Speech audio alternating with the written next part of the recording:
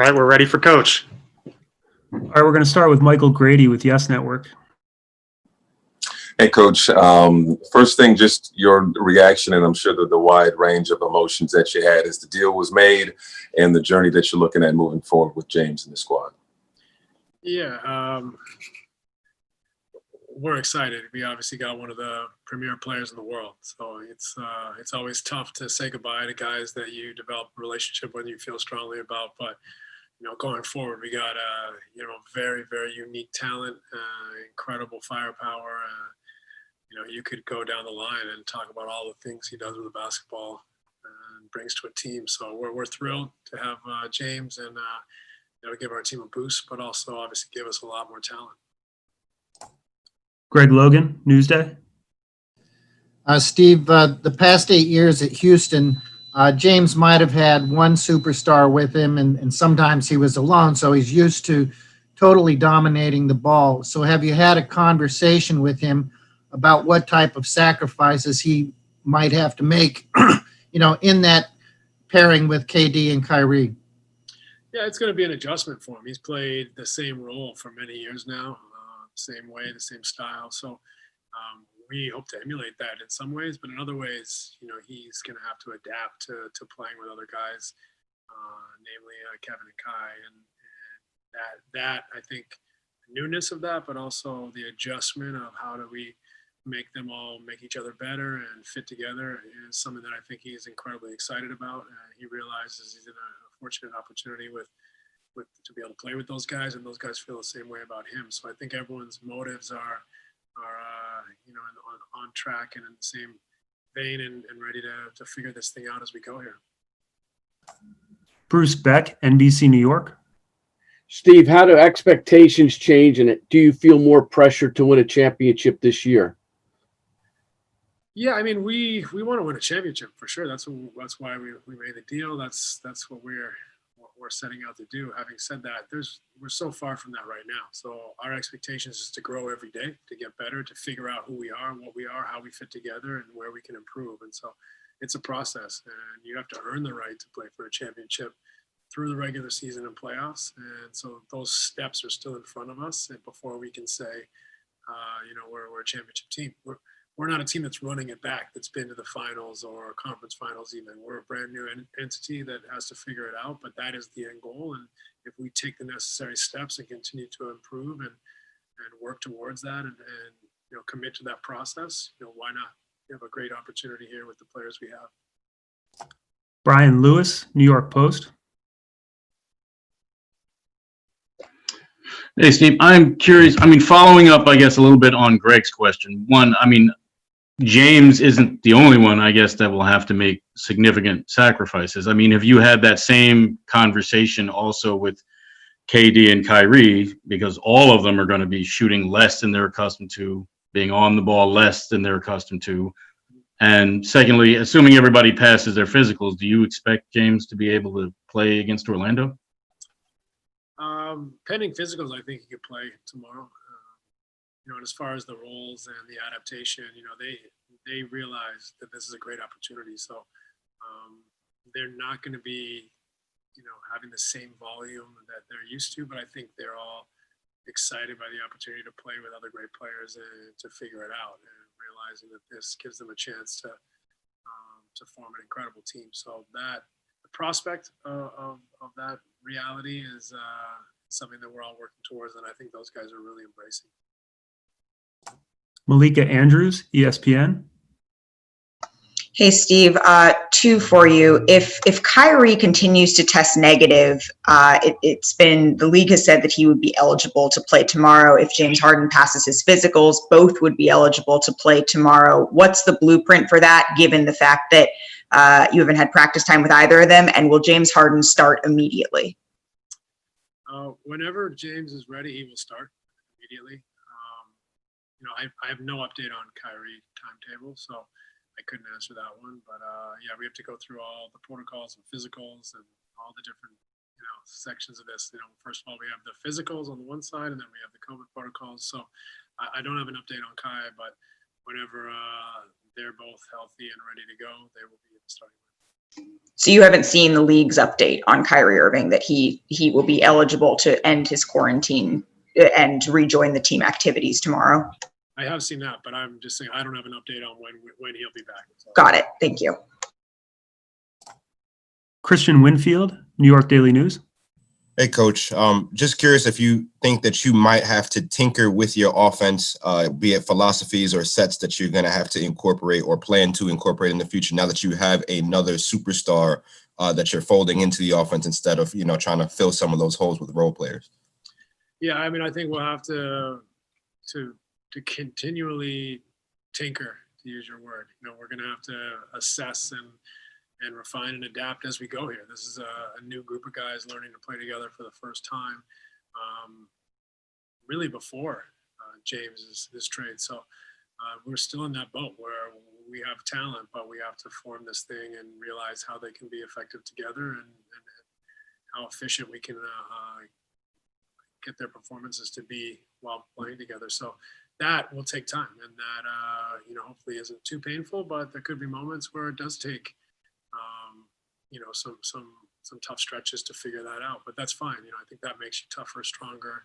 I think you get a deeper understanding when you go through some difficult times. So we would embrace anything that this challenge presents so that it makes us better in the end. Otis Livingston, CBS New York.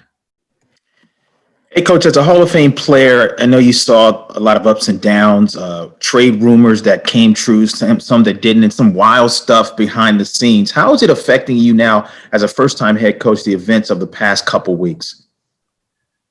I generally try to embrace it. I think, I guess you could say for a new coach, a lot's been thrown at us, but that's, I think, an opportunity.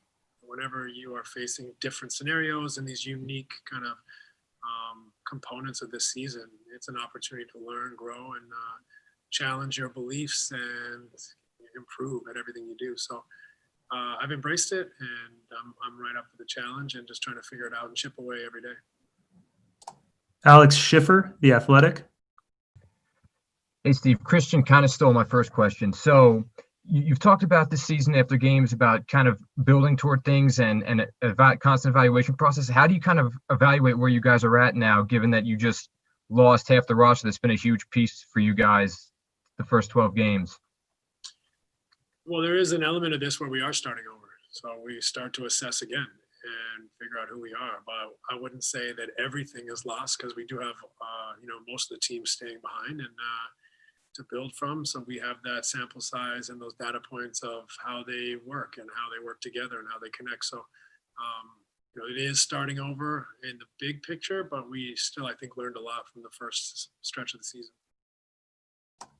Brian Mahoney, Associated Press. Hey, Steve, obviously James kind of played as a point guard in Houston, but people don't look at him that way like they did at you as a sort of natural point guard. What kind of role do you expect him to play in Brooklyn, where you already obviously have Kyrie, but he's shown he can kind of do either or? Yeah, I think the game's becoming more and more positionless.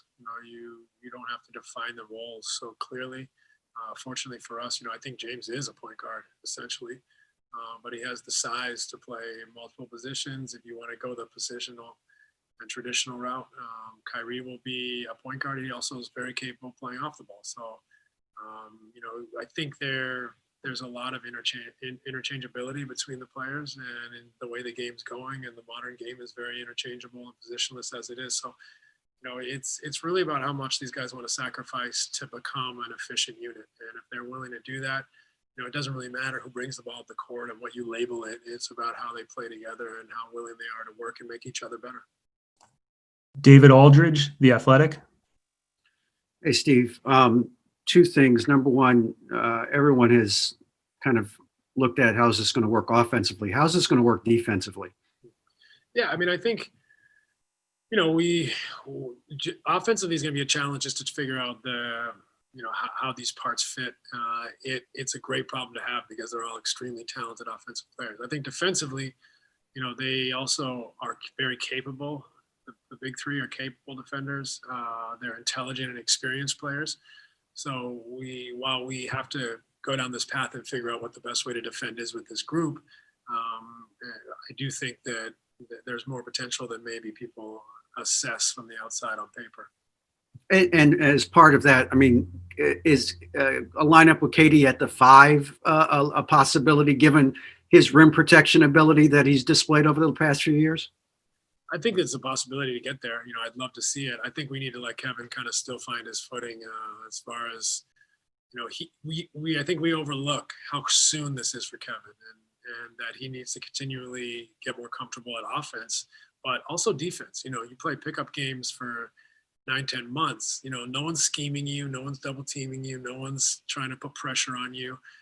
It's basically glorified one-on-one. And so he's still adapting offensively to the schemes and the timing and the pressure and all those things that you just can't emulate until you play NBA basketball games. And I think he's even more so adapting to the defense because, pickup games, you're not in a scheme, you're not in a communicative environment. So, but do I see Kevin potentially playing some 5? Absolutely. But that's a night-to-night thing. That's a down-the-road thing, I think. I think we have to be patient with him and allow him to kind of find his feet again. Jen Williams, Fox 5.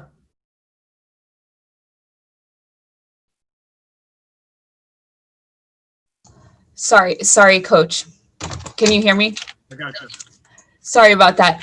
So you called them the big 3 yourself, and you said offensively, defensively, you're not worried about how they'll gel. How are you going to, how do you expect chemistry to go with this team?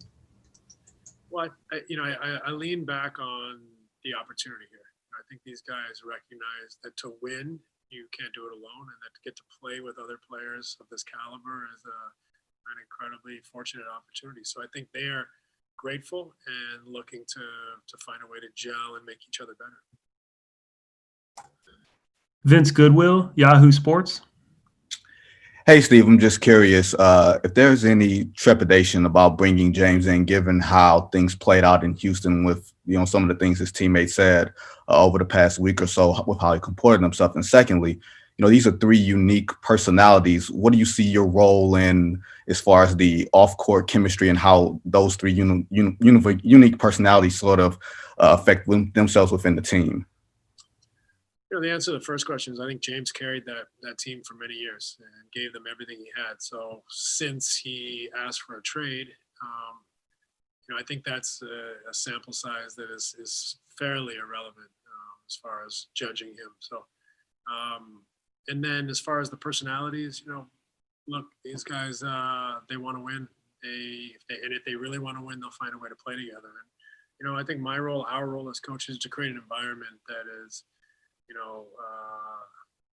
really, really enjoyable, challenging, competitive, but fun. And if you can put those elements in the mix and make those things the way it looks and feels every day, I don't think that the personalities are as big of a challenge. Taylor Rooks, Bleacher Report. Hey, so you have touched on this a bit, but if you could pinpoint one specific thing, what do you anticipate being the biggest challenge with coaching these 3 stars? And is there anything that you draw from, experience from your career that will help you overcome that challenge? I think it's about finding that the best way for them to gel and be efficient together. So, they're all going to take a slightly less volume approach to playing now. And, there's still plenty of shots to go around. There's still plenty of opportunities to make plays to go around, but it's not going to be in the same format that it was before where they were, largely the number one focal point. It's going to be much more spread between the 3 of them. And they also have to make their other teammates better, and they will do that. And I think that, having played on teams with other talented players, you can see the pitfalls, you can see the difficulties, and you can lean on those experiences. And I think part of that is just starting out with really stripping down what are our motives here together. Like, what are we here for? What do we want to accomplish? And once we're on the same page there, which I believe we are, you can start building and assessing how this is going to work and making it a process. It's not something that has to look perfect next week. It's something that we have to begin and have a vision towards where we're going. And then we continually try to improve upon it every day.